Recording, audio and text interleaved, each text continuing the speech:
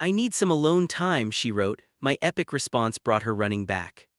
My phone buzzed. Don't call, I need some alone time. Simple text from my wife, right? Except I was literally watching her through a coffee shop window, her alone time sitting across from a guy whose mustache was as thick as the lies she'd been feeding me. So I did what any husband would do. I sent her the photo. What happened next? She showed up at our house in 20 minutes flat, and what she said when she walked through that door changed everything I thought I knew about my marriage. Hey, story lover. Welcome to the Narrative Hub, Reddit Stories. Believe me, this adventure gets wild, but it's only epic with you. Seriously, you make this possible. Want more stories? Greater adventure? Smash subscribe right now. Smash like. Comment below. Let's go. The scent of burnt coffee and stale pastry hung in the air of the daily grind, but all I could smell was betrayal.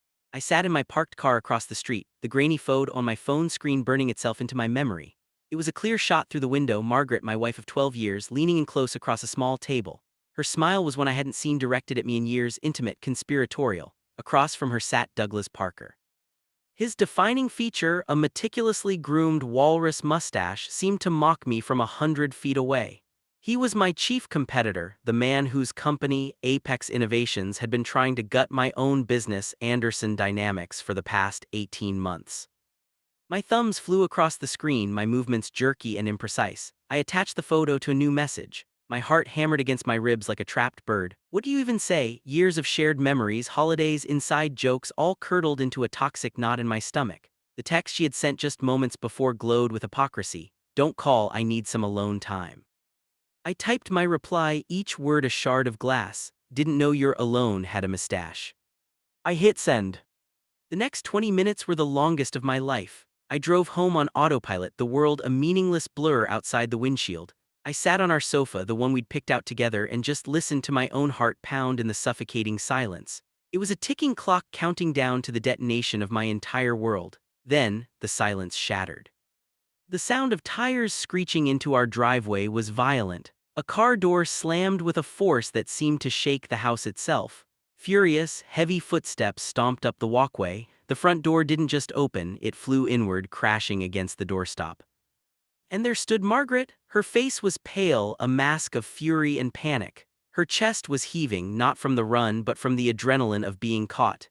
In her white-knuckled grip, she held up her phone, my message glowing on the screen like a confession. "What is this?" Her voice cracked, a raw, ragged sound that scraped the air. I didn't stand, I didn't yell, I just looked at her, the woman I thought I knew, and felt a cold, terrifying calm settle over me. "I believe the photo is self-explanatory," I said, my voice steady. "The question is, what is that?" She stalked into the living room, her eyes wild. "You're following me, you're spying on me, what kind of sick game are you playing, James?" "The game where my wife tells me she needs space," I shot back, finally rising to my feet, "while she's secretly meeting with the one man on this planet who wants to see me ruined. So forgive me if I don't feel particularly sympathetic right now. How long, Margaret? How long has this been going on?" Her defenses began to crumble, the rage in her eyes flickered, replaced by a desperate, cornered fear. "It's not what you think," she stammered. "Isn't it?" I laughed, a harsh, bitter sound. "Then tell me what it is, because from where I'm standing it looks a lot like my wife is sleeping with the enemy." The look on her face confirmed everything, but as I would soon find out, that was only the beginning of the nightmare. This wasn't just about a sordid affair, it was about something so much bigger. "He's not my lover," she finally screamed, the words ripping from her throat. The confession hung in the air between us, but it wasn't the one I expected. I stared at her, confused. "Then what, Margaret? Business partners? Are you two starting a book club?" She paced the room like a caged animal, her hands tangled in her hair. "You don't understand, James. You never understand. You're so wrapped up in your work in Anderson Dynamics you don't even see me anymore. I'm just furniture, a part of the house you barely notice." "What does that have to do with Douglas Parker?" I demanded, my patience evaporating. She stopped and turned to face me, her eyes glistening with unshed tears, but her expression was hard, defiant. "He sees me, he listens, he knows what I'm worth." A cold dread began to creep up my spine, far colder than the simple heat of infidelity. This was something else. "What have you done?" I asked, my voice barely a whisper. And then the truth came tumbling out. It wasn't her body she was giving to Douglas Parker, it was my company. For the last 6 months, she had been feeding him information. Small things at first: internal memos, project timelines, marketing strategies. She had access to my home office, my laptop. She knew my passwords. She was his inside source, the leak I'd been hunting for, the one that had cost my company millions and put us on the brink of collapse.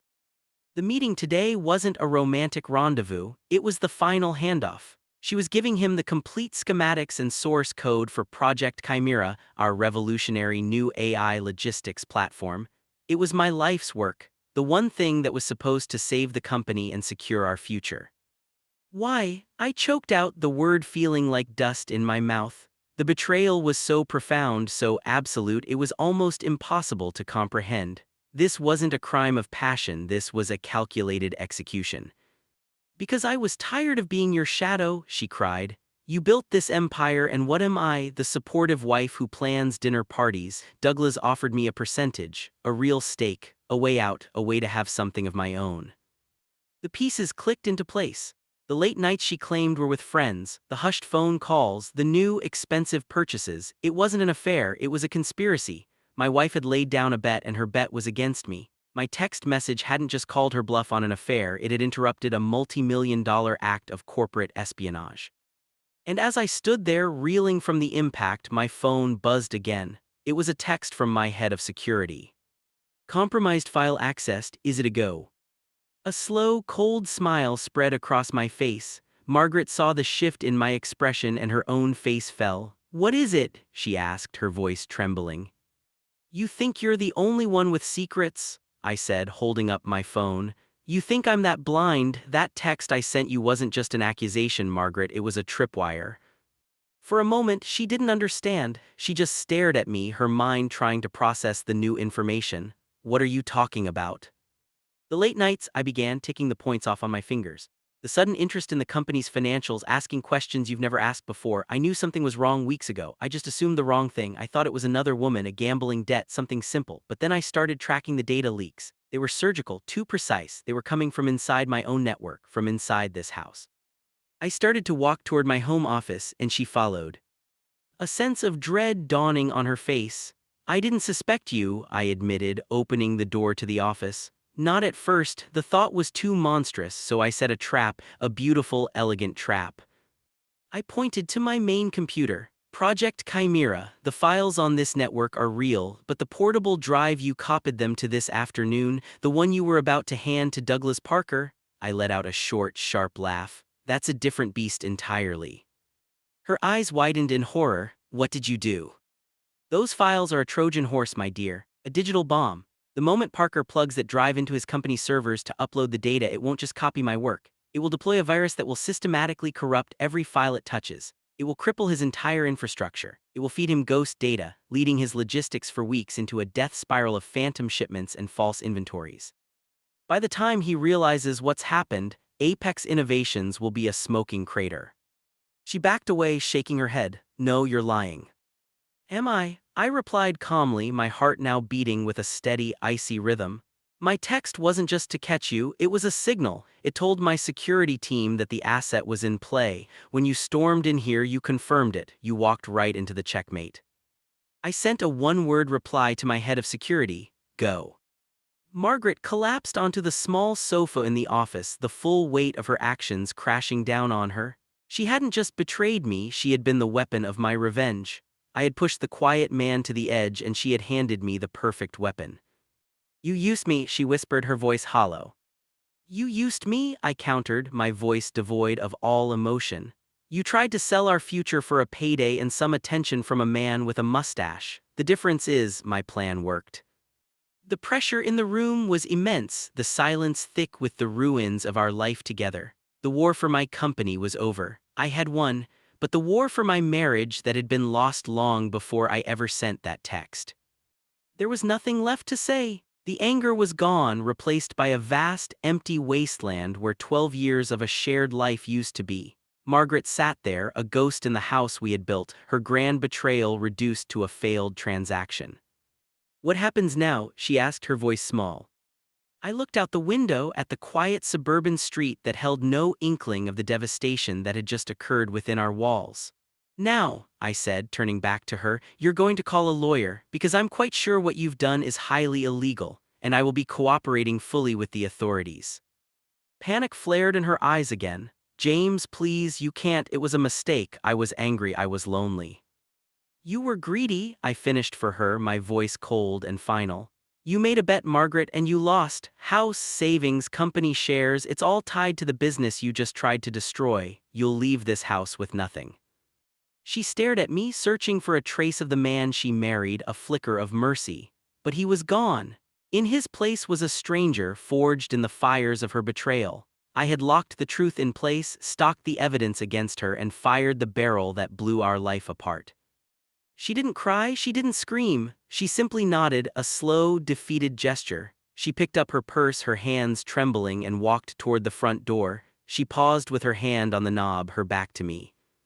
For what it's worth, she said, her voice thick with regret, I never slept with him. I know, I replied without turning around. That would have been easier to forgive. She opened the door and walked out, closing it softly behind her. The click of the latch was the final sound of our marriage ending. I stood alone in the living room, the victor in a war I never wanted to fight. I had saved my company. I had destroyed my rival. But as the silence of the empty house pressed in on me, I realized the victory was hollow. The price had been everything.